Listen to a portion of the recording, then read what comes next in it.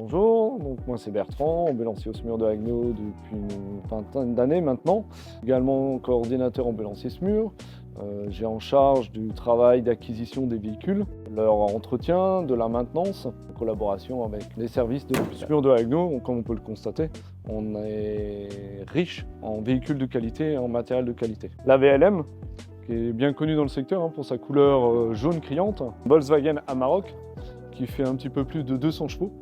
C'est une capacité de réaction, c'est de pouvoir doubler dans les meilleures conditions de sécurité les véhicules qui nous précèdent.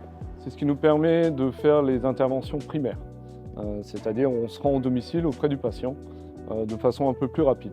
À côté de ça, nous avons ce que nous appelons dans notre jargon une AR, ambulance de réanimation, qui nous sert à faire ce qu'on appelle les transferts et les interventions secondaires. Au préhospitalier, on est soumis à une certaine rigueur.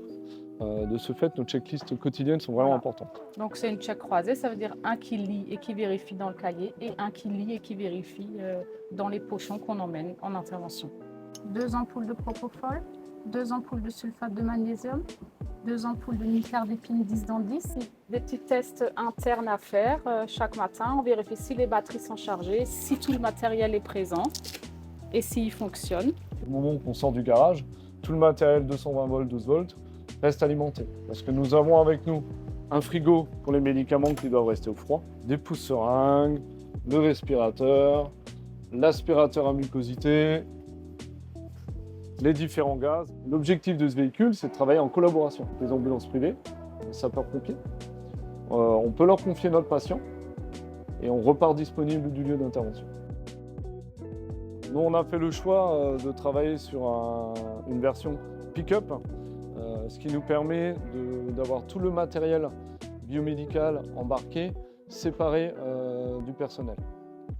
En cas d'accident, ça évite que chaque matériel se trouve transformé en projectile. On a les sacs damage control, on a les contentions, les casques si on intervient à l'intérieur d'un véhicule ou à un milieu périlleux. Donc il existe au centre de formation du Mans, à Sartre, une formation spécifique pour les ambulanciers SMUR, de 2 niveaux. Le niveau 1 et un niveau un peu plus approfondi, le niveau 2. On travaille les réflexes, on travaille les habitudes, l'anticipation des dangers surtout. Et il n'y a qu'une seule chose qui est vraiment importante, c'est quand même l'expérience individuelle. Avec des années, on sait déjà comment on va réagir à 50 mètres, 100 mètres, un véhicule qui nous précède.